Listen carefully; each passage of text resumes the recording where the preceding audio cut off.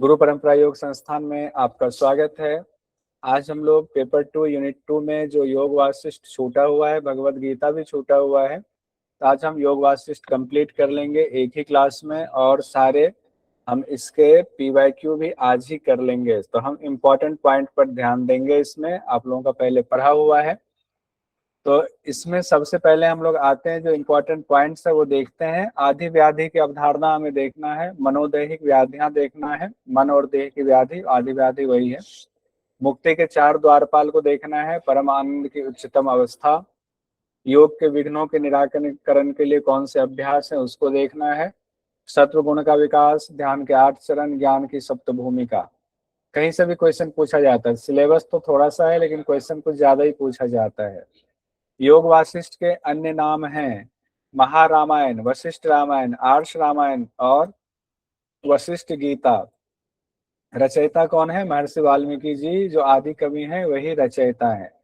योग वासिष्ठ में कुल कितने अध्याय हैं? एक तो अध्याय को प्रकरण कहा गया है, प्रकरण 6 प्रकरण है। यहाँ से भी क्वेश्चन पूछा जाता है, पहला प्रकरण कौन है, दूसरा प्रकरण कौन है, यानी प्रकरण सीक्वेंस में पूछा जाता है। पहला वैराग्य प्रकरण है, दूसरा मुमुक्षु व्यवहार प्रकरण है, तीसरा उत्पत्ति प्रकरण है, चौथा स्थिति प्रकरण है, पांचवा उपसम और छठा निर्वाण प्रकरण है। इसको हम लोगों ने ऐसे याद किया था कि वैराग्य हुआ रामचंद्र जी को, तो वैराग्य के लिए कहा गया था कि कैसे किसी को वैराग्य प्राप्त होता है, तो उसको मुमुक्षु बनना पड़ता है। मुमुक्षु बनना पड़ता है यानी तीव्र इच्छा होनी चाहिए निर्वाण की, मुमुक्षु। और मुमुक्षु जब हुए तो उनको पता चलता है उत्पत्ति, स्थिति और उपशम का। उत्पत्ति मतलब सृष्टि की उत्पत्ति होना, स्थिति मतलब बने रहना, और उपशम मतलब उसका नाश कैसे होगा। और जब उपशम हो जाता है तो निर्वाण हो जाता है। निर्वाण भी बहुत बड़ा प्रकरण है, इसीलिए इसको 2 पार्ट में रखा गया है, पूर्वार्ध और उत्तरार्ध। निर्वाण जो प्रकरण है उसके 2 भाग हैं, पूर्वार्ध और उत्तरार्ध। दोनों से सवाल कई बार पूछा जाता है। कुल 32,000 श्लोक है इसमें, योग वासिष्ठ में कुल 32,000 श्लोक है। मुख्य रूप से किनके बीच संवाद है? तो श्री रामचंद्र जी और वशिष्ठ मुनि के बीच संवाद है। अवधारणा क्या है इस ग्रंथ का? तो अद्वैत वेदांत की अवधारणा पर टिका हुआ है, अद्वैत वेदांत की अवधारणा पर। और इसमें हर एक प्रकरण में सर्ग, प्रकरण भी सर्ग में बटा है, फिर सर्ग में श्लोक है, तो इस तरह से बटा हुआ है। आइए इससे आगे बढ़ते हैं हम लोग। पहला जो प्रकरण है वैराग्य प्रकरण, उसमें कहानी है, बहुत सारी कहानियां हैं कि ये ज्ञान की जरूरत क्यों पड़ी, इससे संबंधित कहानी। शुरुआत हो रही है सुतीक्ष्ण और अगस्त ऋषि के बीच संवाद से, कहानी शुरू हो रही है। फिर बढ़ते बढ़ते भरद्वाज ऋषि पर मामला आता है। भरद्वाज ऋषि को ब्रह्मा जी ने वरदान दिया था, उसी वरदान की वजह से इस ग्रंथ की रचना हुई, उसी वरदान की वजह से इस ग्रंथ की रचना हुई है। ये सब हम लोग अभी नहीं देखेंगे।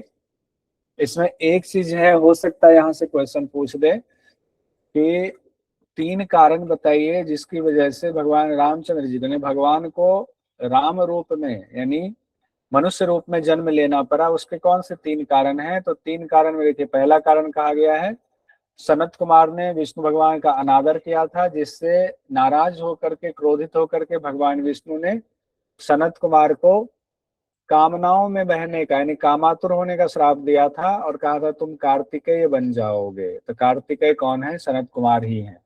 पलट करके सनत कुमार ने भी उनको श्राप दे दिया था कि तुम्हें भी सर्वज्ञता का अभिमान हो गया है, इसलिए तुम भी कुछ समय के लिए अज्ञान को प्राप्त होकर मनुष्य लोक में जन्म लोगे। एक तो सनत कुमार से झगड़ा हो गया, दूसरा भृगु ऋषि की पत्नी की मृत्यु हो गई, वो क्रोधित हो गए, तब भगवान विष्णु ने उनका उपहास किया था भृगु ऋषि का, तो फिर भृगु ऋषि ने क्रोधित होकर श्राप दे दिया था। दूसरा हो गया कि स्त्री के वियोग में तुम भी ताप सहोगे, तो उनको जन्म लेना पड़ेगा तभी तो स्त्री होगी। तीसरा, देव शर्मा नाम के ब्राह्मण थे, उनकी पत्नी ने नरसिंह भगवान का भयंकर रूप देख लिया था, तो उनके प्राण पखेरु उड़ गए, उनकी मृत्यु हो गई। तब देव शर्मा ने नरसिंह रूप में जो मौजूद भगवान विष्णु थे उनको श्राप दे दिया कि तुम भी पत्नी के शोक में मारे मारे फिरोगे। तो 3 जो ये कारण है उसकी वजह से भगवान विष्णु को भगवान रामचंद्र के रूप में जन्म लेना पड़ा।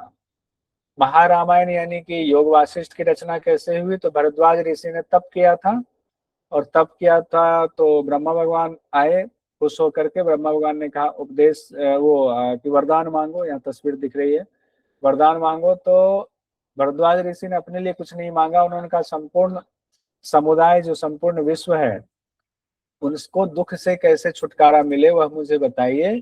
तो उसके लिए फिर उनको लेकर के वाल्मीकि ऋषि के आश्रम में गए ब्रह्मा भगवान, किनको लेकर के, भरद्वाज ऋषि को लेकर के।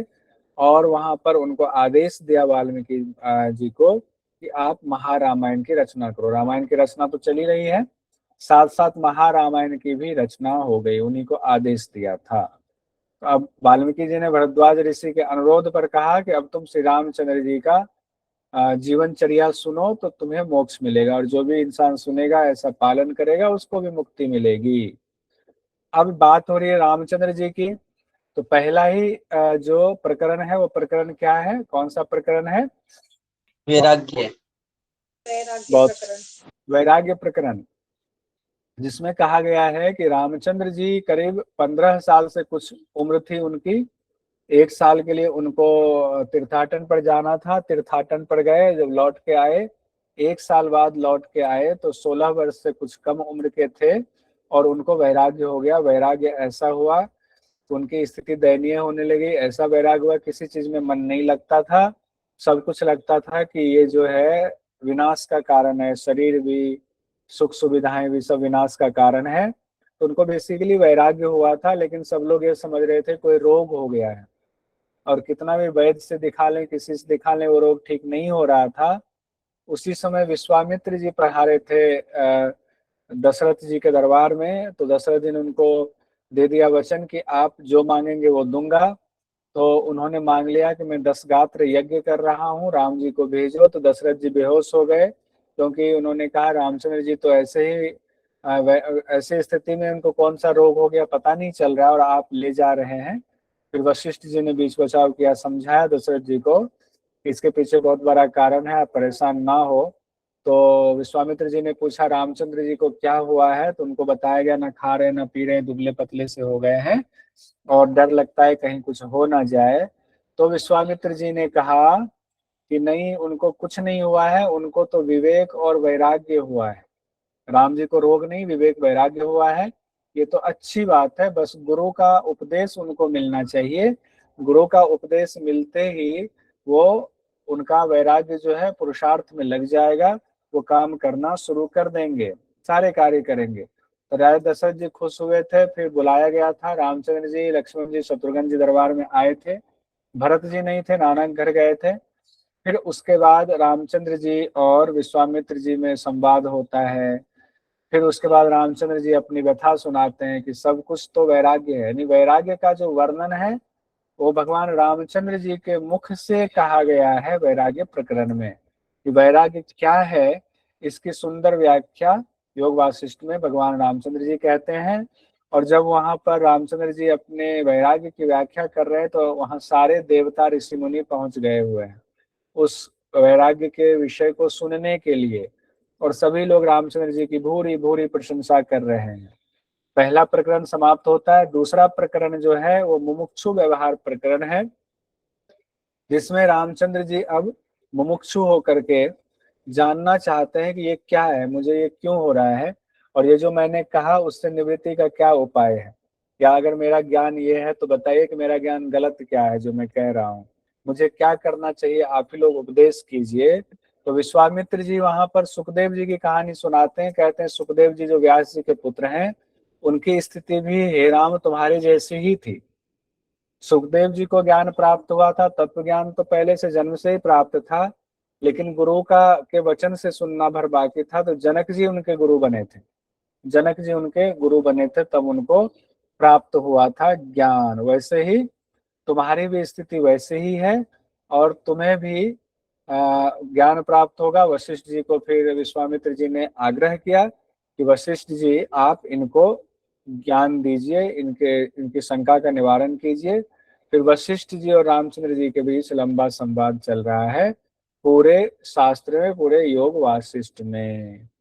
ठीक है, यहाँ तक हो गया। सुखदेव जी वाला तो हम लोगों ने देख ही लिया था, सुखदेव जी वाला पर नहीं आएंगे हम लोग, अब सीधे आएंगे हाँ, एक ये इंपॉर्टेंट है व्यास जी के बारे में कि वहां उस सभा में व्यास जी भी बैठे हुए हैं, और सब लोग ये मानकर चलते हैं व्यास जी हुए द्वापर युग में, तो त्रेता युग में व्यास जी कैसे आ गए, त्रेता युग वाले व्यास जी की क्या कहानी है, कोई और व्यास तो नहीं है। तो उसके बारे में वशिष्ठ जी ही कहते हैं ये जो व्यास जी हैं ये वही व्यास हैं, वही व्यास हैं जो हर युग में आते हैं। ये सम जो 10 हुए हैं, कहा गया 10 जो सम हुए हैं उसमें 10वें व्यास यही हैं, आगे भी यही होंगे, और आगे महाभारत काल में, द्वापर काल में होंगे और महाभारत की रचना करेंगे, महाभारत कहेंगे। फिर 9वीं बार कहा गया है ब्रह्मा होकर विदेह मुक्त हो जाएंगे, ये भी कहा गया, यानी व्यास जी हर युग में उत्पन्न हो रहे हैं। और ये जो जब ये कहानी चल रही है तो इसको 72वां त्रेता युग कहा गया है, कि त्रेता युग भी आगे अनेक अनेक बार हो चुका है, आगे भी होगा, तो मैं वशिष्ठ रूप में हर बार उत्पन्न हो चुका हूँ, आगे भी होऊंगा। अब जो बहुत इंपॉर्टेंट है वह है पुरुषार्थ के बारे में। पुरुषार्थ 2 प्रकार का बताया गया है, 4 पुरुषार्थ तो है ही, लेकिन उसकी कैटेगरी 2 प्रकार की गई है यहाँ योग वासिष्ठ में। एक शास्त्र अनुमोदित पुरुषार्थ कहा गया है, एक शास्त्र विरुद्ध पुरुषार्थ कहा गया है। शास्त्र अनुमोदित पुरुषार्थ वो है जो पुण्य कर्म को वेद के हिसाब से, शास्त्र के हिसाब से चलते हुए जिस पुरुषार्थ को किया जाता है वो शास्त्र अनुमोदित पुरुषार्थ है, उसका फल होता है परमार्थ वस्तु की प्राप्ति। और जो शास्त्र विरुद्ध पुरुषार्थ किया जाता है, धर्म हो, अर्थ हो, काम हो या मोक्ष हो, काम मोक्ष का क्या ही शास्त्र विरुद्ध होगा, तो उसका फल कहा गया है अनर्थ होता है, वो पाप कर्म करने वाले। तो ये बहुत इंपॉर्टेंट है, इसको ध्यान रखिएगा, कभी भी क्वेश्चन आ सकता है। पुरुषार्थ की को इतना महत्व दिया गया, इतना महान बताया गया है, तो वशिष्ठ जी कहते हैं पुरुषार्थ ही दैव है। जिस दैव के हम लोग पूजा करते हैं, हमें किसी चीज की प्राप्ति चाहिए तो हमें दैव से हम प्रार्थना करेंगे, दैव हमें दे देंगे। तो वशिष्ठ जी कहते हैं कि दैव वैव कुछ अलग से नहीं है, बल्कि पुरुषार्थ ही दैव है, और उन्हीं दैव से सब कुछ मिलेगा। कौन दैव से? पुरुषार्थ से। पुरुषार्थ ही दैव है, ध्यान रखिएगा। साथ ही कहा गया पिछला जो तुम्हारा पुरुषार्थ है, पिछला जो भी पुरुषार्थ है जिस वजह से मान लीजिए हमें इस घर में हम पैदा हुए, हमारा ये सब चल रहा है जीवन, पिछले पुरुषार्थ की वजह से है, तो वशिष्ठ जी कहते हैं नया वाला जो इस जन्म का जो वर्तमान पुरुषार्थ है पिछले वाले पुरुषार्थ से ज्यादा बलवान होता है, मजबूत होता है। यानी हमें भाग्य भरोसे नहीं बैठना चाहिए, हम चाहें तभी अपनी तकदीर को भी बदल सकते हैं। इतनी बड़ी बात कही, पुरुषार्थ ही दैव है, दैव वैव अलग कुछ नहीं, पुरुषार्थ कीजिए वही देवता बन के मदद करेंगे। वर्तमान वाला जो पुरुषार्थ है वही आपकी मदद करेंगे, उसी से आपका उद्धार होगा। तो बहुत बड़ी बात कही गई है। फिर सृष्टि में कहा गया कि मेरी उत्पत्ति कैसे हुई, मेरी मतलब वशिष्ठ जी अपनी उत्पत्ति बता रहे हैं कि ब्रह्मा भगवान से ही उत्पत्ति हुई, और ब्रह्मा भगवान ने फिर मुझे थोड़ी देर के लिए अज्ञान से भर दिया, मैं परेशान हो गया, मैंने उनके चरण पकड़े कि मुझे अज्ञान को दूर करने का उपाय बताइए।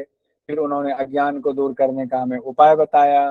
फिर अज्ञान जब दूर हुआ तब उन्होंने मुझे धरती पर भेज दिया कि अब तुम्हारे अंदर सारा सॉफ्टवेयर एक तरीके से चला गया, कि अज्ञान हुआ तो अज्ञान से दूर करने का उपाय भी हो गया। तो ब्रह्मा भगवान ने मुझे सारा ज्ञान दे दिया और कहा कि अब तुम जाओ वहां जिसकी जो जरूरत होगी जम्बूद्वीप के भारतवर्ष में, जो जैसा जिस तरीके से मुक्ति पाना चाहे उसको वैसा उपाय बताओ। तो इसीलिए मैं यहाँ धरती पर हूँ। ये वशिष्ठ जी की कहानी हो गई। अब वशिष्ठ जी कहते हैं मोक्ष के 4 द्वारपाल हैं, मोक्ष प्राप्ति करनी है तो इन 4 द्वारपाल को आपको जीतना पड़ेगा, इन 4 द्वारपाल को कंट्रोल में करना पड़ेगा। बाद में कहते हैं एक भी कंट्रोल में हो जाए तो भी मुक्ति मिल जाएगी। ये क्वेश्चन बहुत इंपॉर्टेंट है, कई बार पूछा गया है, हो सकता है इस बार पूछा जाए, क्योंकि इस बार यानी दिसंबर 25 में योग वासिष्ठ से सवाल नहीं पूछा गया था। ध्यान कीजिए, योग वासिष्ठ से सवाल नहीं आया था, इसीलिए चांस बनता है कि जो जून में पेपर होने वाला है अभी आपका 1 महीने बाद 22 से 30 के बीच में, उसमें हो सकता है क्वेश्चन यहाँ से पूछते या योग वासिष्ठ से कई क्वेश्चन आ जाए। सम विचार संतोष और साधु संग, सम विचार संतोष और साधु संग कितने हैं? चारों। ये चारों क्या है? मोक्ष के द्वारपाल। सम विचार संतोष साधु संग सीक्वेंस में आना चाहिए। वशिष्ठ जी कहते हैं चारों का सेवन करो, और ना हो पाए तो 3 का करो, और 3 का भी ना हो पाए तो 2 का सेवन करो, और 2 का भी नहीं हो जाए तो प्राणों तो लगा दो, बाजी लगा दो, और 1 का तो करो ही करो, 1 का सेवन करो। 1 का करोगे दूसरे पकड़ में आ जाएंगे, तीसरे चौथे भी पकड़ में आ जाएंगे, तो कम से कम 1 का तो करो। शुरुआत कितना अच्छा बताया है, सभी उपायों द्वारा प्राणों की बाजी लगा करके भी एक मोक्ष के द्वारपाल का करो। जैसे सम है, चाहे विचार है, चाहे संतोष है, चाहे साधु संग है, करो इसका। इसको छोड़ देते हैं डिटेल वाला, हम लोग आते हैं यहाँ पर। सम को ही परमोत्कृष्ट सुख कहा गया है, विचार को ही उत्तम ज्ञान कहा गया है, और संतोष ही परम लाभ है, संतोष ही परम लाभ है, और सत्संगति को परम गति कहा गया है। सत्संगति परम गति, सत्संगति परम गति।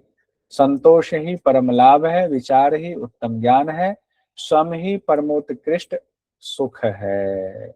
इसके बाद योग वासिष्ठ के सभी 6 प्रकरण के नाम और किसमें कितने श्लोक हैं ये भी ग्रंथ के अंदर ही बताया गया है, जिसको जोड़ने पर 32,000 श्लोक हैं ऐसा पता चलता है। यानी कि श्लोक में ही कहा गया है किस प्रकरण में किस प्रकरण के क्या नाम है, किस प्रकरण में कितने श्लोक हैं। अब हम लोग आते हैं उत्पत्ति प्रकरण। 2 प्रकरण हमारा कंप्लीट हो गया। कौन सा प्रकरण कंप्लीट हो गया? पहला वैराग्य प्रकरण, दूसरा मुमुक्षु प्रकरण। मुमुक्षु बने हैं। तो तीसरा प्रकरण है उत्पत्ति प्रकरण। अब उत्पत्ति, स्थिति और फिर तीसरा कौन सा होगा? उत्पत्ति, स्थिति और उपशम और निर्वाण। उपशम हो गया तो निर्वाण निर्वाण मिल जाएगा, निर्वाण की प्राप्ति हो जाएगी। उत्पत्ति प्रकरण में बहुत सारी बातें हैं, 32,000 श्लोक है तो साधारण बात तो है नहीं। राजा पद्म रानी लीला की कहानी है, रानी लीला माँ सरस्वती का संवाद है। जीव की 14 श्रेणियां बताई गई, जीव की 14 श्रेणियां बताई गई हैं। सबकी ब्रह्म से एक रूपता दर्शाया गया है। बहुत इंपॉर्टेंट, अज्ञान की 7 भूमिका, ज्ञान की 7 भूमिकाओं का वर्णन है। अब एग्जाम में ये मत सोचिएगा सिर्फ ज्ञान की 7 भूमिकाएं पूछी जाती है, यहाँ से तो पूछी जाती है, अज्ञान वाला भी हम लोग देख लेंगे। पहले अज्ञान की 7 भूमिका को देखिए, जो सीक्वेंस में हम लोगों ने क्लास में पहले हर क्लास में याद किया हुआ, जब भी ये पढ़ाया है। पहला है बीज जागृत। बीज जागृत हुआ तो दूसरी अवस्था में क्या होगा? बीज गायब हो जाएगा, फिर जागृत होगा। जब कोई पौधा लगाते हैं, बीज लगाते हैं तो बीज से अंकुर निकला तो बीज कहाँ है? गायब हो गया। अब उसके अंदर से जो निकला वो जगा हुआ है, और वो जगा हुआ शुरुआत में छोटा सा है, अब वो महा स्थिति में आ जाएगा, पेड़ बन जाएगा, तो महाजागृत हो गया। अब जब वो बहुत दिनों तक पेड़ रहेगा, फिर वो सूखना शुरू होगा, तो वो थोड़े थोड़े पत्ते उसके टहनियाँ खत्म होने लगेंगे, तो जागृत स्वप्न हुआ। अब जागृत से उसका ढलान आ रहा है तो जागृत खत्म हो गया, अब स्वप्न हो गया। बेचारा पत्तियां उत्तियां ढल रही हैं, टहनियां भी कुछ टूट गई हैं, झड़ गई हैं। फिर स्वप्न कहा गया है, जागृत स्वप्न, स्वप्न। अब स्वप्न जो है दृढ़ हो गया तो स्वप्न जागृत कहा गया, वही जागृत उठ करके दूसरी तरफ हो गया, स्वप्न जागृत हो गया। और जब स्वप्न भी खत्म हो गया तब सुसुप्ति अवस्था में वो चला गया, यानी मुक्ति की अवस्था में चला गया, ऐसी अवस्था में। ये अज्ञान की 7 भूमिकाएं हैं। बस एक मैंने ये सीक्वेंस बताया इस तरह से कि आपको याद रहे, इसीलिए ऐसा निमोनिक सेट कर दिया हुआ है। तो अज्ञान की 7 भूमिकाएं, 7 भूमिका आपको सीक्वेंस में याद होना चाहिए। इसको यहीं छोड़ेंगे, इसके डिटेल में नहीं आएंगे। अब जो आना है इसका थोड़ा डिटेल भी देखेंगे। ज्ञान की 7 भूमिका, ये इंपॉर्टेंट है, यहाँ से कई बार क्वेश्चन पूछा गया है। अज्ञान मत छोड़ दीजिएगा कि अज्ञान इंपॉर्टेंट नहीं है तो छोड़ देते हैं, ऐसा नहीं। ज्ञान की 7 भूमिकाओं का वर्णन है। शुभेच्छा, विचारणा, तनुमानसा, सत्वापत्ति, असंशक्ति, पदार्थ भावना और तुर्यगा। शुभेच्छा, विचारणा, तनुमानसा, सत्वापत्ति, असंशक्ति, पदार्थ भावना, तुर्यगा। शुभेच्छा, विचारणा, तनुमानसा, सत्वापत्ति, असंशक्ति, पदार्थ भावना, तुर्यगा। तो कैसे भी याद कीजिए, 3-3 करके याद कीजिए, 2-2 करके याद कीजिए, तो याद ये सीक्वेंस में होना चाहिए। क्वेश्चन पूछा जाता है 5वें नंबर पर कौन है, दूसरे नंबर पर कौन है? शुभेच्छा, विचारणा, तनुमानसा, शुभेच्छा, विचारणा, तनुमानसा, सत्वापत्ति, असंशक्ति, पदार्थ भावना, सत्वापत्ति, असंशक्ति, पदार्थ भावना, और लास्ट में तुर्यगा, लास्ट में तुर्यगा होगा। शुभेच्छा, शुभ इच्छा, शुभ इच्छा यानी कि आपको मुक्ति के बारे में अच्छी इच्छा हुई है। मोक्ष की इच्छा को आना शुभेच्छा कहा गया है। इसको शुभेच्छा को श्रवण भी कहा जाता है, श्रवण, शुभेच्छा को श्रवण भी कहा जाता है। उसके बाद विचारना, शुभेच्छा हुई तो शास्त्रों के अध्ययन मनन और सत्पुरुषों के संग के साथ विवेक वैराग्य के अभ्यास में जो लगना, उसको विचारना कहा गया है। विचारना को श्रवण के बाद मनन कहा गया है, मनन, श्रवण के बाद मनन। अच्छा, एक सवाल का जवाब दे दीजिए। ज्ञान योग में, जो स्पेशल बैच वाले हैं वो जनरल बैच में भी नहीं पढ़ाया, ज्ञान योग में बहिरंग और अंतरंग साधन है। बहिरंग साधन किसको कहा गया, अंतरंग साधन किसको कहा गया? सरिता जी ने हैंड रेज किया सबसे। सरिता जी बताइए। सर ये तो अंतरंग है जो अभी आप बता रहे हो, बहिरंग और बहिरंग में आता है विवेक वैराग्य षट संपत्ति, विवेक वैराग्य षट संपत्ति मुमुक्षु। विचारना को मनन कहा गया। विचारना में क्या हुआ? शास्त्रों का अध्ययन मनन, सत्पुरुषों के संग, साथ ही विवेक वैराग्य के अभ्यास में लगना, ये विचारना हो गया। तनुमानसा कहा गया, व्याख्या में तनुमानसा को निधिध्यासन कहा गया। तनुमानसा, तनु मतलब पतला होना, मानसा मतलब मन जो विषयों में लगा है वो पतला होगा। तो शुभेच्छा और विचारना के द्वारा इंद्रियों के विषयों में भोग आसक्ति का जब अभाव होना लगता है, संसार में विचरण का मतलब अनासक्त होकर के तब जो संसार में वो विचरण करता है, उसी के लिए तनुमानसा शब्द इस्तेमाल किया गया है। यानी मन सूक्ष्मता को प्राप्त होता है। मन सूक्ष्म हुआ तो क्या होगा? सत्वापत्ति, सत्व बढ़ेगा आपका, सत्वापत्ति कहा गया चौथे नंबर पर। ऊपर के जो तीनों हैं, शुभेच्छा विचारना तनुमानसा, जब इसका अभ्यास करते करते संसार से विरक्ति होने लगती है, आत्मा शुद्ध होने लगती है, सत्य रूप परमात्मा में तद्रूप हो जाना, इसको सत्वापत्ति कहा गया। परमात्मा में, सत्य रूप परमात्मा में तद्रूप हो जाना, इसी को सत्वापत्ति कहा गया। अब यहीं पर समाधि कंप्लीट नहीं हो गई, अभी तो और स्टेप्स है। पांचवा है, छठा है और सातवां भी है। पांचवा है असन शक्ति। ऊपर के चारों जब सिद्ध हो जाते हैं, स्वाभाविक अभ्यास से चित्त के बाह्य और अभ्यंतर सभी विषय संस्कारों से असंग हो जाने पर अंतःकरण का समाधि में आरूढ़ हो जाना। अंतःकरण का कहाँ आरूढ़ हो जाना? समाधि में आरूढ़ हो जाना अंतःकरण का, तब उसको असंशक्ति कहा गया है, असंशक्ति कहा गया है। अब पदार्थ भावना फिर क्या है? समाधि में आरूढ़ हो गए तो उसके बाद क्या? तो देखिए अभी भी स्टेप्स बचे हुए हैं, उसमें अभी भी सूक्ष्मता और आनी बाकी है। ऊपर की पांचों जो भूमिका है, कौन कौन सी पांचों भूमिका है? शुभेच्छा, विचारना और तनुमानसा, सत्वापत्ति, असंशक्ति, असंशक्ति नाम उच्चारण भी ठीक करेंगे, असंशक्ति। पांचों का अभ्यास सिद्ध हो जाने पर स्वाभाविक अभ्यास से ज्ञानी अंतःकरण में संसार के पदार्थों का अत्यंत अभाव हो जाता है। अत्यंत अभाव, पदार्थ भावना कहा गया, अत्यंत अभाव हो जाता है संसार का। भीतर बाहर का कुछ ज्ञान नहीं होता है, लेकिन अगर चाहे कोई चिरकाल तक प्रेरणा दे उसको संसार में लौटो तो वो लौट सकता है। लेकिन चिरकाल तक प्रेरणा के बाद, जैसे विश्वामित्र जी हुए, साधना कर रहे हैं लंबे सालों तक, अब मेनका को भेज दिया या किसी ऐसे वहां अप्सरा को भेज दिया जिन्होंने उनके भंग कर दिया, चिरकाल तक प्रेरणा के बाद उनको फिर संसार में लगा दिया। तो यानी कि अभी थोड़ा सा बचा हुआ है, वापस आने की गुंजाइश, पदार्थ भावना कहा गया है। फिर तुर्यगा की बात आती है जो सातवें नंबर पर है, ज्ञान की सप्त भूमिका। उसमें कहा गया जो ऊपर के 6 हैं उनकी जब सिद्धि हो जाती है तो दूसरा कितना भी अब फोर्स कर ले, कोशिश कर ले, संसार के सत्ता के स्फूर्ति नहीं हो सकती है। कितना भी मेनका आ जाए, उर्वशी आ जाए, कोई भी आ जाए, अब संसार की तरफ नहीं लौट सकता वो चित्त। आत्म भाव में ही स्वाभाविक निष्ठा रह जाती है उसकी, यानी अंतःकरण की यह अवस्था तुर्यगा भूमि कहलाती है।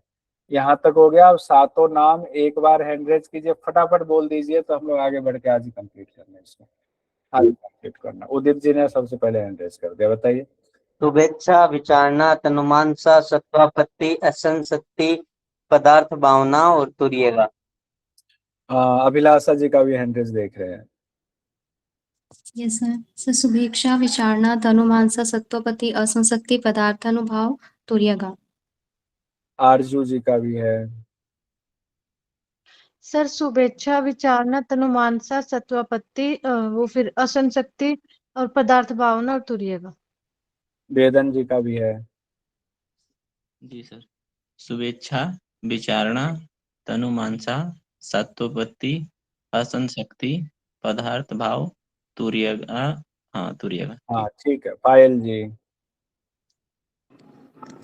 शुभेच्छा, विचारणा, तनुमानसा, सत्वापत्ति, आसनशक्ति, पदार्थ भावना एंड तुर्यगा।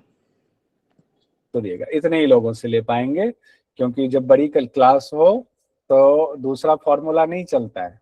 दूसरा वाला कौन सा था यूनिट 9 में? दूसरा कौन सा था? निर्देशन अनुक्रिया विधि। निर्देशन अनुक्रिया विधि। निर्देशन अनुक्रिया विधि। निर्देशन अनुक्रिया विधि भारती जी ने बताया, बहुत बढ़िया। तो ये जब लंबी पहले आओ क्लास, पहले पाओ सर। हाँ पहले आओ पहले पाओ, ठीक है। अब देखिए क्वेश्चन है, योग वशिष्ठ के अनुसार ज्ञान की भूमिकाओं का सही क्रम है। इस तरह से क्वेश्चन पूछे जाते हैं, ठीक है। तो इस क्वेश्चन को अभी रहने देते हैं, आप लोग कर लोगे, अभी आएंगे हम उधर। 2 से 6 तक का क्रम पूछा गया, ये क्वेश्चन उधर करेंगे हम लोग। अब स्थिति प्रकरण में भी ज्ञान की सप्त भूमिकाओं की और चर्चा की गई है। स्थिति प्रकरण में क्या क्या है? ज्ञान की सप्त भूमिकाओं की चर्चा, जीव की 3 अवस्थाएं बताई गई हैं, जागृत, स्वप्न और सुषुप्ति। इसमें इतना ही है, इसमें से बहुत इंपॉर्टेंट चीजें मैंने नहीं निकाली है ऐसा कुछ। अब हम आते हैं उपसम प्रकरण में क्या क्या है वो देख लेते हैं। उपसम प्रकरण बहुत इंपॉर्टेंट है, इससे भी क्वेश्चन पूछा गया है। मन का स्वरूप कैसा होता है और चित्त का नाश कैसे होता है, कैसे करें। प्राणायाम के प्रकार भी यहाँ बताए गए हैं। श्री राम जी वशिष्ठ जी से पूछते हैं कि नारी रूपी छिद्रों में जो निरंतर प्राण गमन कर रहा है और आदि जो वायु है, प्राण आदि वायु गमन कर रहा है, उसका स्पंदन कैसे रोका जा सकता है? क्योंकि प्राण नहीं रुकेगा तो चित्त स्थिर नहीं होगा, तो कैसे रोका जाएगा? तो वशिष्ठ जी कहते हैं शास्त्रों के अध्ययन से, इंपॉर्टेंट है इसीलिए इसको थोड़ा धीरे पढ़ रहे हैं। शास्त्रों के अध्ययन से, सत्पुरुषों के संग से, वैराग्य और अभ्यास से, सांसारिक पदार्थों में सत्ता का अभाव समझ लेने पर, चिरकाल तक अपने इष्ट के ध्यान से, परमात्मा स्वरूप में स्थित हो जाने से प्राणों का स्पंदन निरुद्ध हो जाता है। ये तो एक उपाय बताया गया, और भी कई उपाय हैं।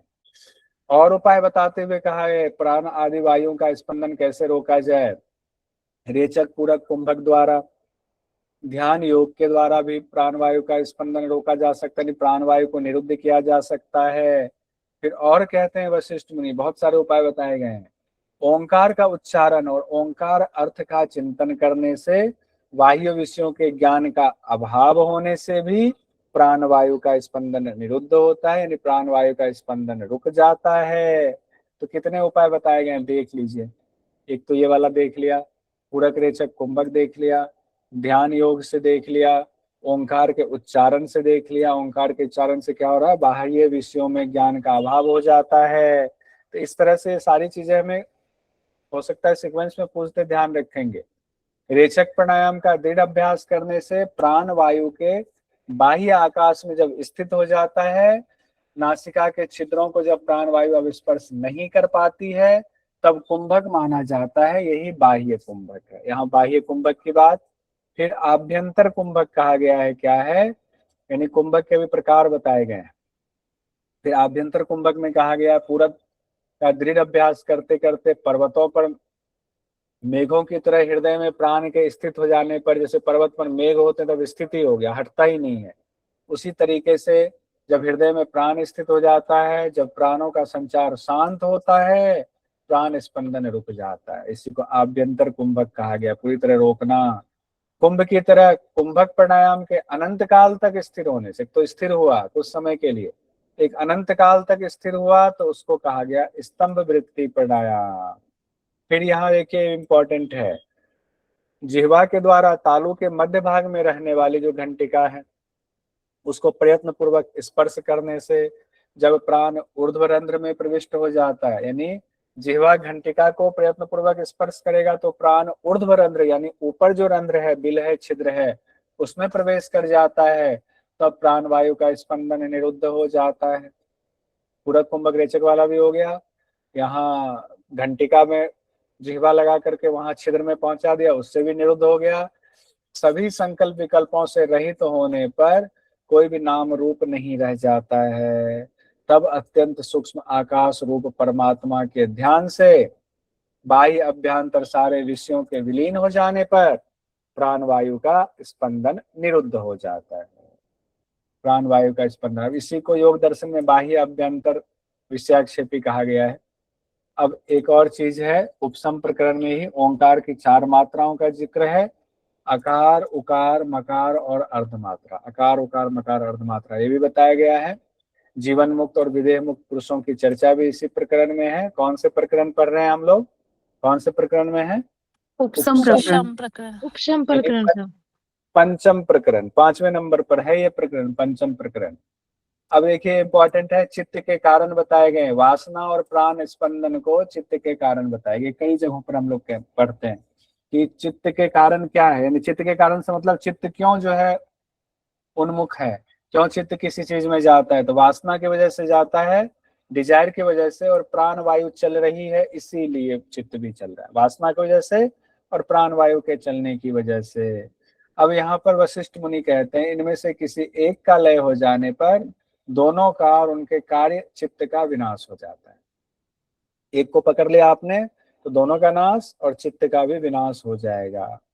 उपसम प्रकरण 92 वाला जो सर्ग है उसमें कहा गया है तत्व ज्ञान वासना क्षय और मनोनाश से, तत्व ज्ञान से, वासना के क्षय से और मन के नाश से परम पद की प्राप्ति की जा सकती है, मन को वश में किया जा सकता है।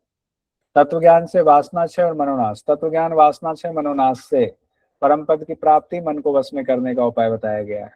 वशिष्ठ जी कहते हैं जब तक मन का अस्तित्व खत्म नहीं होता, मन पूरी तरह विलीन नहीं होता है, तब तक वासना का सर्वथा विनाश नहीं होता है। मन है तो वासना है, मन है तो वासना है, और जब तक वासना खत्म नहीं होती है तब तक चित्त शांत नहीं होता है। लीजिए, तब जोड़ दिया, तब तक वासना है तब तक चित्त शांत नहीं होगा। परमार्थ तत्व के यथार्थ ज्ञान के बिना चित्त शांत नहीं होगा। अब लीजिए एक दूसरे से कड़ी जोड़ दिया, जब तक परमार्थ तत्व का यथार्थ ज्ञान नहीं होगा तो चित्त शांत नहीं होगा, और जब तक चित्त शांत नहीं होता है तब तक परमात्म तत्व का यथार्थ ज्ञान नहीं होता है। अब लीजिए, परमार्थ तत्व नहीं तो चित्त शांत नहीं, और चित्त शांत नहीं तो परमार्थ तत्व नहीं। अरे बाबा, तो कैसे होगा? उपाय क्या है? इसीलिए यथार्थ ज्ञान, मनोनाश और वासना क्षय ये तीनों ही एक दूसरे के कारण है, तीनों एक दूसरे से सर्किल बना लिया हुआ है, इसीलिए दुख साध्य है, बहुत मुश्किल से सर्किल बन गया हुआ है। तो इसकी साधना, इसको कंट्रोल में करना बहुत मुश्किल है। इसके लिए दुह साध्य शब्द इस्तेमाल किया गया है, लेकिन असाध्य नहीं है। ऐसा नहीं कि इसकी साधना नहीं हो सकती, इसको कंट्रोल नहीं कर सकते, कर सकते हैं, दुस्साध्य है, असाध्य नहीं है। विशेष प्रयत्न से तीनों सिद्ध हो सकते हैं। फिर कहा गया है चलते फिरते हे राम, चलते फिरते, श्रवण करते, स्पर्श करते, सूंघते, खड़े रहते, सोते, जागते, हर अवस्था में परम कल्याण के लिए इन तीनों उपायों के अभ्यास में लग जाना चाहिए। वासनाओं के परित्याग के समान ही प्राणायाम भी एक उपाय है। वासनाओं का त्याग जैसे करते हैं तो एक उपाय प्राणायाम भी है।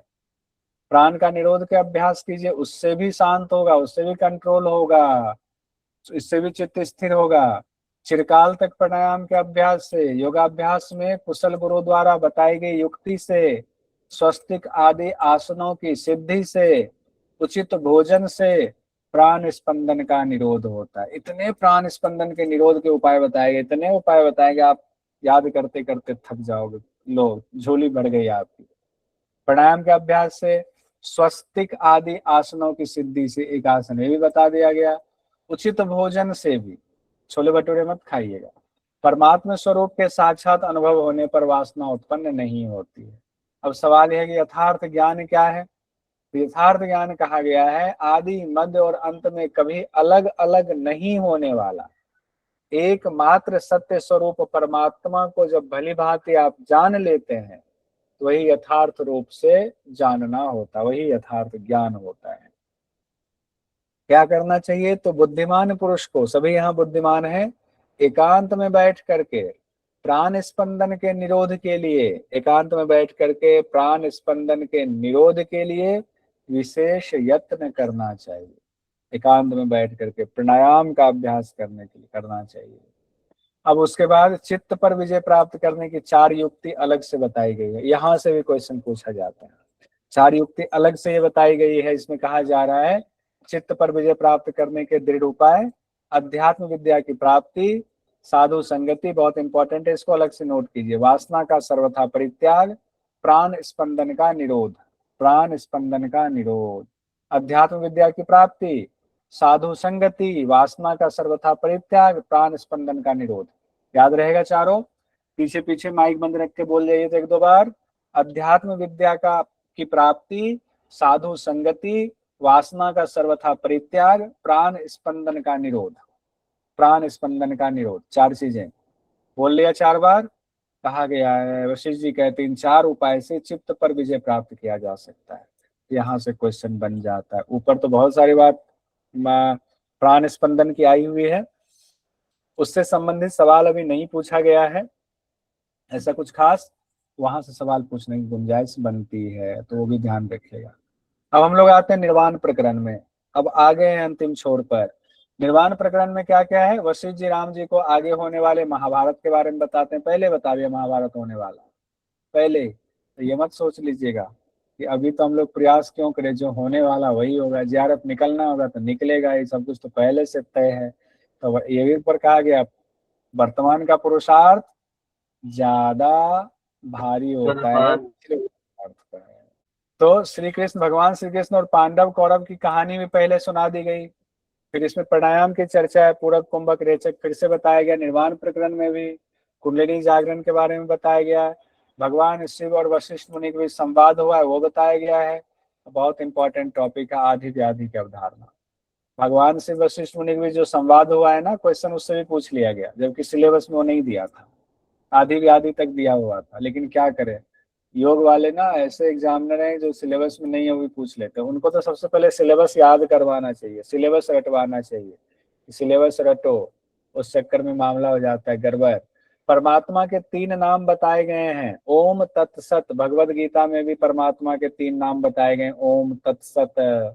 और यहाँ निर्वाण प्रकरण में भी पूर्वार्ध और उत्तरार्ध 2 प्रकार में, 2 भाग में बटा हुआ निर्वाण प्रकरण। पूर्वार्ध में कहा गया 30वें सर्ग में परमात्मा के 3 नाम है, ओम, तत् और सत। फिर शरीर की तुलना वृक्ष से की गई है, ये भी क्वेश्चन पूछा जा सकता है। भगवान यहाँ पर शिव मुनि वशिष्ठ से कहते हैं इस देह रूपी वृक्ष में हाथ पैर आदि अपने अंग ही शाखाएं हैं, केशों का जो समूह है, ये बाल का समूह अब तो कम होने लगा है, सुंदर लताओं का समूह है। तथापि यह वृक्ष, इनको हंसी आए, तथापि यह वृक्ष क्या पर्याप्त रूप से चेतन के संबंध के बिना किसी तरह शोभित हो सकता है? कि बाल क्या चेतन के बिना शोभित हो सकता है? ये सुंदर मुखड़ा होना हो, जैसा भी मुखड़ा मेरा है, उदित जी का सुंदर है, तो क्या ये बिना चेतन के बिना ये शोभित हो सकता है? नहीं हो सकता है। चराचर पदार्थों का निर्माण करने वाला भी है चेतन ही है, दूसरा और कोई नहीं है। तो यहाँ देखिए देह रूपी वृक्ष में चेतन की बात की गई, चेतन का इंपॉर्टेंस बताया गया है, ये ध्यान रखेंगे, एग्जाम में पूछ दिया जा सकता है। शरीर की तुलना किससे की गई? वृक्ष से की गई है। अच्छा, वृक्ष से तुलना और जगह पर की गई है, अश्वत्थ वृक्ष से।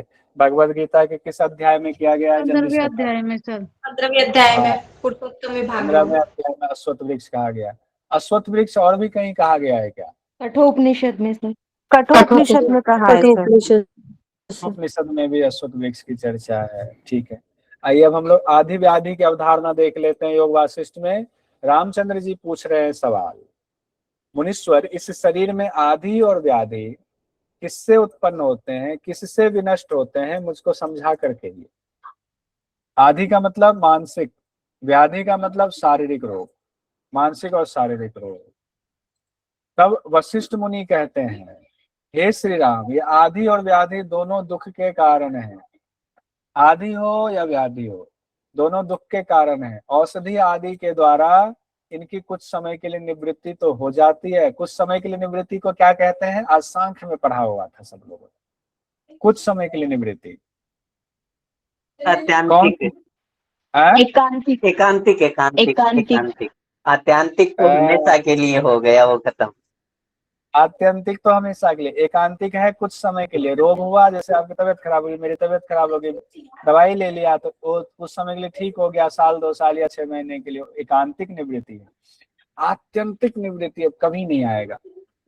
ठीक है, तो यहाँ कहा गया है आदि व्याधि दोनों दुख के कारण है, औषधि आदि के द्वारा इनकी कुछ समय के लिए निवृत्ति, यहाँ ध्यान रखिए, एकांतिक निवृत्ति होती है और हमें उस समय सुख प्राप्त होता है, लेकिन ज्ञान के द्वारा इनका समूल नाश हो जाता है। यानी ज्ञान के द्वारा कौन सी निवृत्ति? अत्यंतिक। यहाँ तो आत्यांतिक हो रही है। ज्ञान के द्वारा, देखिए यहाँ भी अगर सांख्य से मिलाएंगे ना तो एक ही बात हो रही है। यहाँ भी ज्ञान, वहां ज्ञान के लिए बताया गया प्रमाण, यहाँ भी ज्ञान हो रहा है, मोक्ष मिल रहा है, समूल नाश हो रहा है, वही बात कही जा रही, कहने का तरीका बदल गया है। यहाँ आत्यंतिक जो है निवृत्ति हो रही है, वही मोक्ष कहलाता है। कई बार आदि से व्याधि तो कई बार व्याधि से आदि उत्पन्न होता है, नहीं कई बार मानसिक से शारीरिक रोग होता है, कई बार शारीरिक रोग से मानसिक रोग हो जाता है, तो कई बार आदि व्याधि दोनों एक साथ भी हो जाता है। अब नहीं भूलेंगे ना, कल ही पूछ लेंगे क्लास में, चिंता मत कीजिए, तब फिर कभी नहीं भूलेंगे। तो अब रामचंद्र जी से वशिष्ठ जी कहते हैं, हे राम, शारीरिक दुख को व्याधि कहते हैं, वासना में मानसिक दुख को आदि कहते हैं, और अज्ञान ही इनका मूल कारण है। आदि व्याधि का मूल कारण क्या है? अज्ञान। अज्ञान होने पर इसका आत्यंतिक निवृत्ति हो जाती है। कौन सी निवृत्ति होती है? आत्यंतिक निवृत्ति होती है। ठीक है, आदि व्याधि की उत्पत्ति कैसे होती है वो देखिए। आदि पहले कहा गया है, यथार्थ ज्ञान के अभाव से, इंद्रिय निग्रह के अभाव से, राग द्वेष में फंस जाने से ये प्राप्त हो गया, वो प्राप्त होना शेष है, ऐसे विचार होने से कि नेट निकल गया, पीएचडी निकल गया, नेट नहीं निकला, नेट निकल गया, जेआरएफ नहीं निकला, ऐसे विचार करने से आदि उत्पन्न होता है। ये तो यहाँ क्लास में मौजूद सबका रोग तो नहीं है, एक तो नेहा जी का पता है उनका नहीं है, वो सोचते हैं कोई बात नहीं, पुरुषार्थ कर रहे हैं, हो गया तो ठीक, नहीं हुआ तो ठीक। बहुत सारे लोग रोते हैं, क्यों नहीं हुआ, क्यों नहीं हुआ, तो परेशान हो जाते हैं। तो आधी हो जाएगा, आधा हो जाएगा मन आपका। व्याधि कहा गया है प्रबल इच्छा के पुनः पुनः स्फुरित होने से, मूर्खता से। अब इसमें व्याधि में देखिए, व्याधि का मतलब होता है शारीरिक, लेकिन इसमें कई चीज ऐसी दी गई है जो आपको भ्रम की स्थिति में डालेगा आदि के रूप में। तो इसको ध्यान से देखिए, ध्यान से। प्रबल इच्छा के पुनः पुनः स्फुरित होने से, मूर्खता से, चित्त के ना जीतने से, दुष्ट अन्न खाने से, शमशान आदि निकृष्ट स्थान में निवास करने से शरीर में व्याधि उत्पन्न होती है। इसमें जो बात कही गई है आदि में नहीं है, लेकिन थोड़ा सा मिलता जुलता लग रहा है। दुष्ट अन्न शमशान तो ठीक है, अलग है, लेकिन प्रबल इच्छा के पुनः पुनः स्फुरित, मूर्खता और चित्त के ना जीतने से, ये तो लग रहा है आधी वाला, लेकिन ये व्याधि में ध्यान रखिएगा। आधी रात और प्रदोष काल में भोजन करने से, अर्धरात्रि कौन कौन भोजन करते हैं? भोजन करके आए हैं ना सब लोग? ऐसा नहीं 10 बजे क्लास खत्म होगी तब भोजन करेंगे, ऐसा मत कीजिएगा। मैथुन आदि व्यवहार से, दुष्कर्म से, दुर्जनों की संगति से, विष, सर्प, व्याघ्र आदि और चोर आदि का मन में भय होने से, विष, सर्प, व्याघ्र और चोर आदि का मन में डर होने से, तब भी व्याधि उत्पन्न होती है। सांप काट लिया, बाघ काट लिया, कुत्ता काट लिया, ये सब काट लिया तो व्याधि ही है। अज्ञान का क्षय हो गया तो आदि और व्याधि का आत्यंतिक निवृत्ति हो जाएगा। कौन सी निवृत्ति हो जाएगा उदित जी? आत्यांतिक। आत्यंतिक निवृत्ति हो जाएगा। अब श्री रामचंद्र जी पूछते हैं कि हे मुनिवर, आदि से व्याधि कैसे उत्पन्न हो गया? ये तो आपने बता दिया कि आदि उत्पन्न हुआ, व्याधि उत्पन्न हुआ, लेकिन दोनों का संबंध पता नहीं चला, वो संबंध बताइए। तो वशिष्ठ जी कहते हैं चित्त के व्याकुल होने से। चित्त जब व्याकुल हो जाता है, एक पदा, चित्त के व्याकुल होने से शरीर में क्षोभ उत्पन्न होता है, तब मनुष्य कुमार्ग पर चलता है। शरीर में क्षोभ उत्पन्न होता है तब मनुष्य कुमार्ग पर चलता है। प्राण वायु विषम बहने लगती है, कफ पित्त से नाड़ियां विषम हो जाती है, कफ पित्त से नाड़ियां विषम हो जाती हैं, प्राण वायु के संचार का क्रम बिगड़ जाता है, खाना नहीं पचता है और दोष उत्पन्न होता है, कुजीर्ण अजीर्ण दोनों चीजें हो गई। इस तरह आदि से व्याधि उत्पन्न हो जाता है। होता है ना, बहुत चिंता में हो गए तो खाना बहुत ज्यादा खाने लगते हैं, फिर इनडाइजेशन हो जाता है, अपच की स्थिति हो जाती है, तो ये सारी चीजें होती हैं, तो कहा गया आदि से व्याधि। ये सीक्वेंस याद होना चाहिए। चित्त के व्याकुल होने पर, शरीर में क्षोभ उत्पन्न होने पर, मनुष्य कुमार्ग पर चलता है, प्राणवायु के विषम बहने पर, कफ पित्त से नाड़ियां विषम हो जाती हैं, प्राणवायु के संचार का क्रम बिगड़ता है, खाना नहीं पचता है, इस तरह आदि से व्याधि उत्पन्न होती है। आदि से व्याधि उत्पन्न, और आदि के अभाव से व्याधि में नष्ट हो जाती है। चिंता फिक्र खत्म, तो शारीरिक रोग जो इससे होने वाला है वो भी खत्म हो जाएगा। ठीक है। अब यहाँ एक क्वेश्चन दिया गया था, इसको वहीं देख लें क्या? देख लें। अच्छा चलिए एक क्वेश्चन यहाँ देख लेते हैं, फिर दोबारा भी देख लेंगे, कोई बात। वैसे तो ऊपर वाला छोड़ ही दिया था। योग वासिष्ठ के अनुसार अजीर्णत्व का लक्षण निम्नलिखित में से कौन सा है? अजीर्णत्व का नियमित श्वास एवं उत्तम पाचन, अपाचन एवं अल्प श्वसन, अति पाचन एवं अति श्वसन, और अशुद्ध पाचन एवं अनियमित श्वसन, ऐसा एक क्वेश्चन है। ठीक है। इसमें दूसरा कहा गया अपाचन एवं अल्प श्वसन कहा गया है। अपाचन एवं अल्प श्वसन, अपाचन एवं अल्प श्वसन कहा गया है। उसके बाद व्याधियों के नाश के लिए मंत्र जाप भी बताया गया है। पहले तो कहा गया है वायु अग्नि पृथ्वी जल आदि के बीज रूप यम रम लम वम आदि मंत्रों के वर्ण भी अन्य रसों का पाचन कर व्यवस्था को ठीक कर देते हैं। यानी इन मंत्रों का अगर जाप करते हैं वायु अग्नि जल पृथ्वी आदि का, तो उससे क्या होता है, अन्य रस जो हमारे शरीर में है उसका पाचन ठीक होता है, तो उससे भी व्याधियों का नाश होता है। व्याधि कहा गया, आदि नहीं कहा गया। अज्ञान से आदि की उत्पत्ति, तत्व ज्ञान से आदि व्याधि का क्षय, ये तो ऊपर हो गया, खत्म यह मामला, वहां रहने देते हैं। अब हम लोग आते हैं योगी के योग की 7 भूमिकाएं कहा गया है। श्रवण मनन निधिध्यासन, विलापनी, अर्ध सुसुप्त और तुर्यावस्था कहा गया। 7 भूमिकाएं कही गई हैं। 7वीं भूमिका को तुर्यातीत कहा गया है। ठीक है। आइए इसको एक काम करते हैं कि एक ही पेज पर आ जाए। योगी के योग की 7 भूमिकाएं बताई गई हैं। श्रवण मनन निधिध्यासन याद रहेगा, विलापनी, अर्ध सुसुप्त, तुर्यावस्था और तुर्यातीत। तुर्यावस्था और तुर्यातीत ध्यान रखिए, तुर्यावस्था और तुर्यातीत। तो पहले दूसरी तीसरी और चौथी विलापनी, 4 एक साथ याद कर लीजिए, श्रवण मनन निधिध्यासन और विलापनी। उसके बाद 5वीं 6ठी 7वीं कर लीजिए, अर्ध सुसुप्त, तुर्यावस्था, तुर्यातीत, अर्ध सुसुप्त, तुर्यावस्था, तुर्यातीत। आधे सोए हुए आधे जागे के समान कहा गया, विशुद्ध चिन्मय आनंद कहा गया है। तुर्यावस्था में एक शब्द और आता है, ब्रह्मविद वरियान। ब्रह्मविद वरियान, ये शब्द याद रखेंगे। ब्रह्मविद वरियान भी हो सकता है, दे दे तुर्यावस्था के बदले, इंपॉर्टेंट नोट कीजिए। और तुर्यातीत की और ऊपर की अवस्था है, तो ब्रह्मविद वरिष्ठ कहा गया है। यहाँ ब्रह्मविद वरियान कहा गया है, यहाँ ब्रह्मविद वरिष्ठ कहा गया है। जो योगी तुर्यातीत में अवस्थित हो गया उनको ब्रह्मविद वरिष्ठ कहा जाएगा। जो योगी तुर्यावस्था में अवस्थित हो गया उनको ब्रह्मविद वरियान कहा जाएगा। अब इनको यानी ये 7 को 5 भाग में बांटा गया है। 5 भाग में, जागृत, स्वप्न, अर्ध सुसुप्ति, तुर्य और तुर्यातीत। पहले की 3 अवस्था जो है वो जागृत माना गया है। श्रवण मनन निधिध्यासन को जागृत माना गया है। चौथी अवस्था स्वप्न कही गई, विलापनी को स्वप्न अवस्था कहा गया है। और 5वीं भूमिका अर्ध सुसुप्ता रूप है, आधे सोया आधे जागे वाला कहा गया है। और उसके बाद 6ठी अवस्था को कहा गया है तुर्य, 7वीं तुर्यातीत। ठीक है। तो ऊपर की जो 3 और एक चौथा है ना, उसको 2 भाग में बांट दिया गया है। उसको 2 बांटेंगे तो उसके बाद बच गया नीचे कितना, 3 बच गया। 3 और 4 हो गया 7।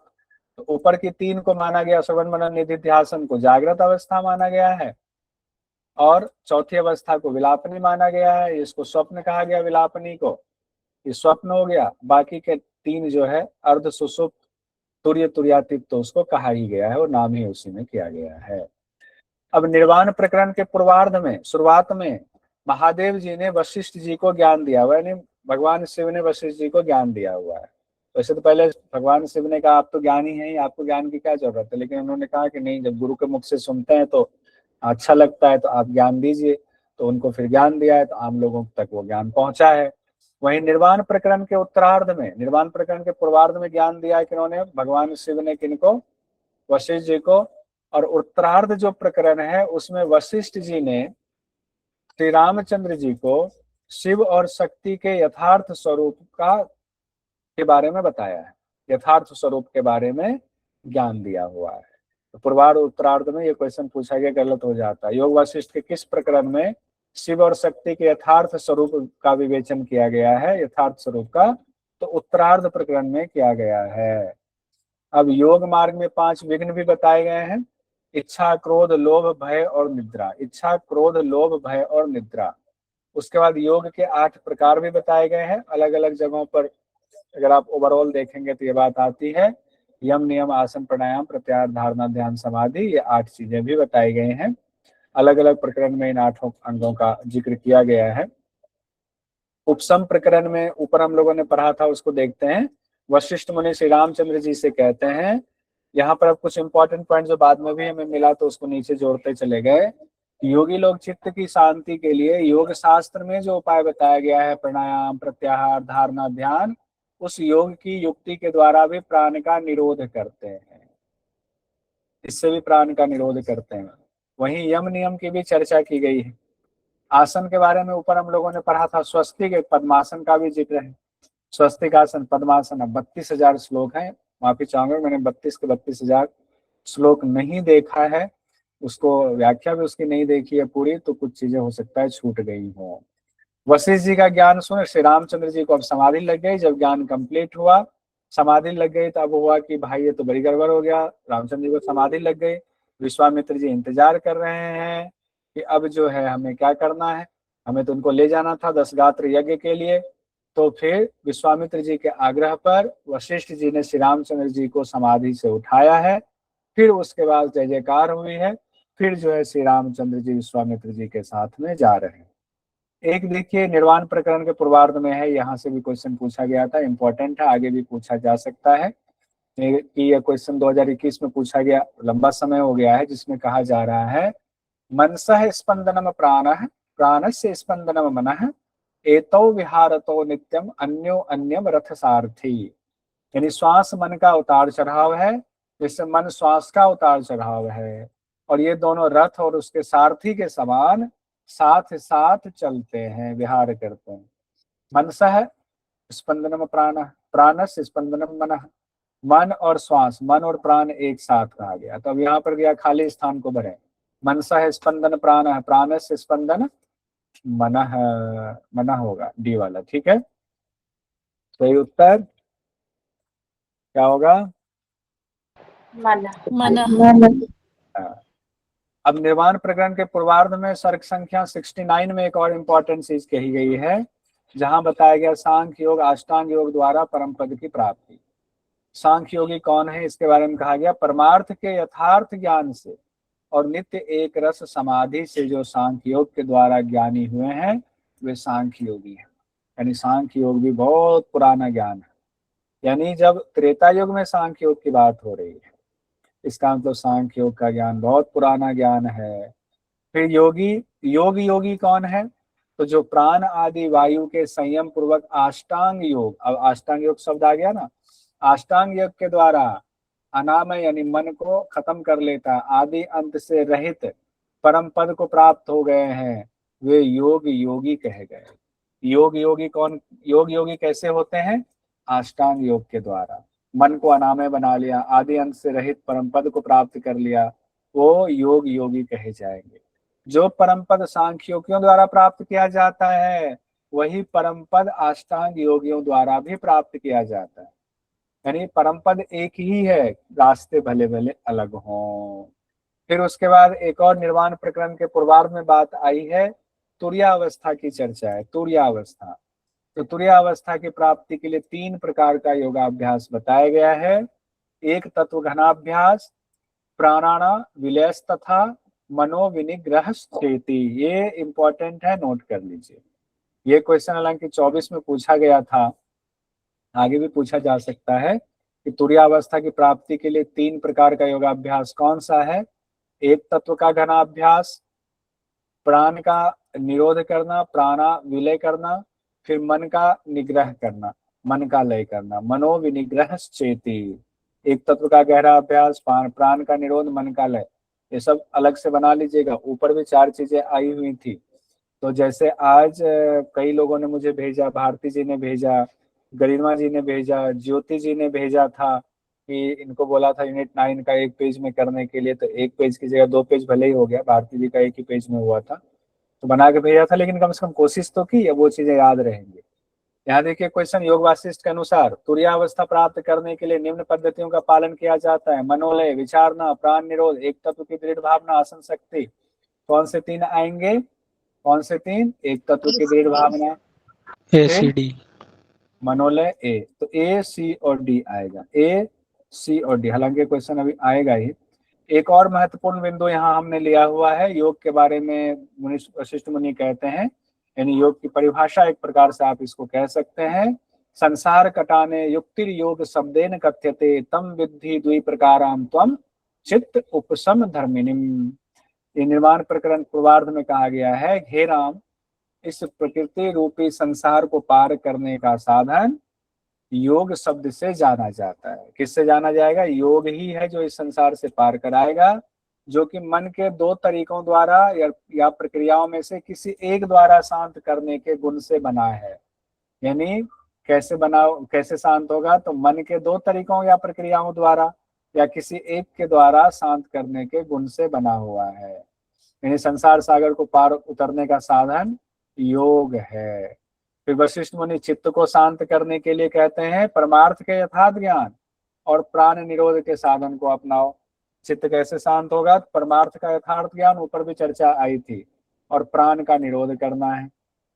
तो रामचंद्र जी पूछते, दोनों में सरल उपाय कौन सा है, यथार्थ ज्ञान या प्राण निरोध? वशिष्ठ मुनि कहते हैं दोनों ही साधन समान फल देने वाला है। किसी के लिए ज्ञान असाध्य है, किसी के लिए प्राण संरोध असाध्य है।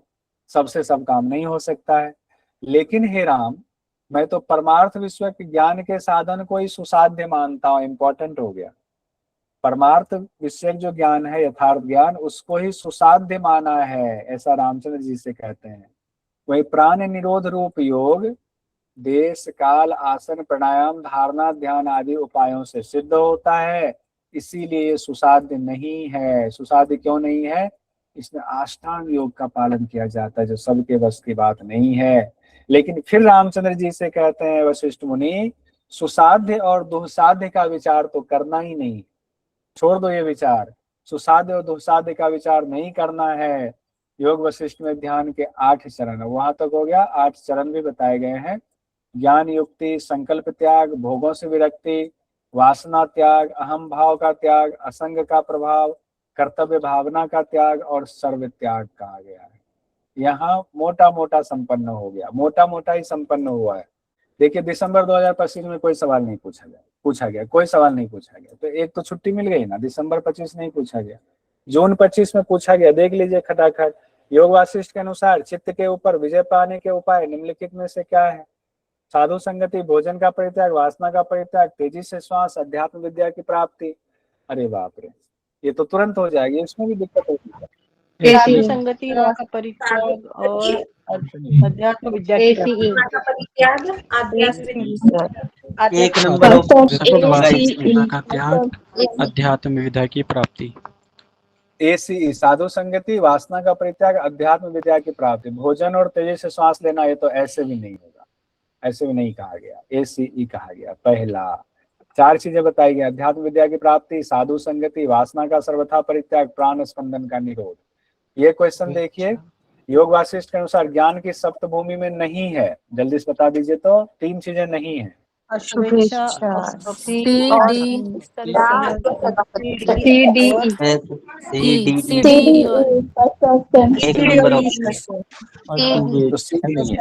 शुभेच्छा कहा गया, अशुभेच्छा नहीं कहा गया। सत्यापत्ति कहा गया, सत्वापत्ति कहा गया, असत्वापत्ति नहीं कहा गया। संशक्ति नहीं कहा गया, असंशक्ति कहा गया। तो C, D और E, C, D और E कौन सा? पहला वाला ही तो है। चलिए एक बार नाम ले लेते हैं: शुभेच्छा, विचारना, तनुमानसा, सत्वापत्ति, असंशक्ति, पदार्थ भावना और तुर्यगा। ठीक है, अब ये क्वेश्चन देखिए, योग वासिष्ठ में ज्ञान की 7 भूमिकाओं में है, पहले नहीं है, अब है। शुभेच्छा, विचारना, तो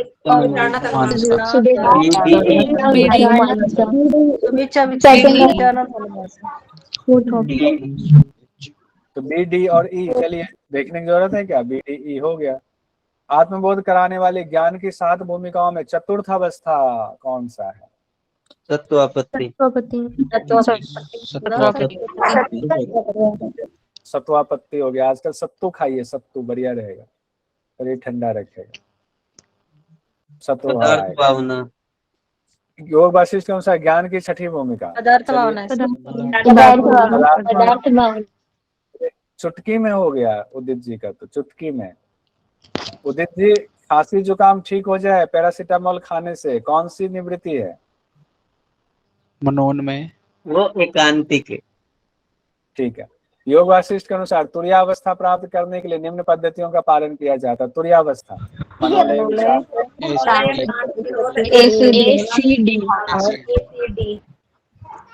ये दोनों विचारना और असंशक्ति तो ज्ञान के साथ हो गया। मनोलय, प्राण निरोध, एक तत्व की दृढ़ भावना, इसमें भी कॉमन सेंस लगाइएगा। विचारना असंशक्ति तो ज्ञान के साथ भूमिकाएं होगी, तो ए सी और डी वाली बात आई हुई है। ए सी डी चौथा वाला ऑप्शन दिया होगा। अगला सवाल है सूची 1 सूची 2 का मिलान कीजिए। मुमुक्षु प्रकरण, उत्पत्ति प्रकरण, वैराग्य प्रकरण, उपसम प्रकरण।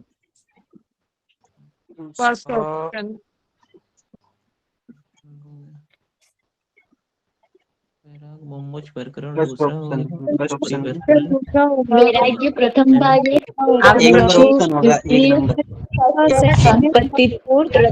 उपशम पंचम। एक नंबर। सब लोग एक कह रहे हैं। मैसेज में भी आया गरिमा जी का और ज्योति जी का, पहला वाला कह रहे हैं। मुमुक्षु प्रकरण कौन सा वाला है? दूसरा प्रकरण है, वैराग्य के बाद वाला। उत्पत्ति तीसरा प्रकरण है, उत्पत्ति तीसरा है। वैराग्य प्रकरण पहला ही प्रकरण है। उपसम जो है पंचम प्रकरण है, उसके बाद आता है उपसम के बाद निर्वाण प्रकरण आता है, लास्ट वाला। वैराग्य, मुमुक्षु, उत्पत्ति, स्थिति, उपसम, निर्वाण, ऐसे 6 है। अब हम लोग 2024 में पहुंच गए हुए हैं। सवाल है, योग वासिष्ठ के अनुसार मन के क्षुब्ध होने पर निम्न शारीरिक दुष्प्रभाव होते हैं। मन के क्षुब्ध होने पर प्राणों की विषमता, इंद्रियों की चंचलता, नारियों की विषमता, कुजीर्णता रूपी दोष और विक्षिप्तता। प्राणों की विषमता, नाड़ियों की विषमता, कुजीर्णता रूपी दोष।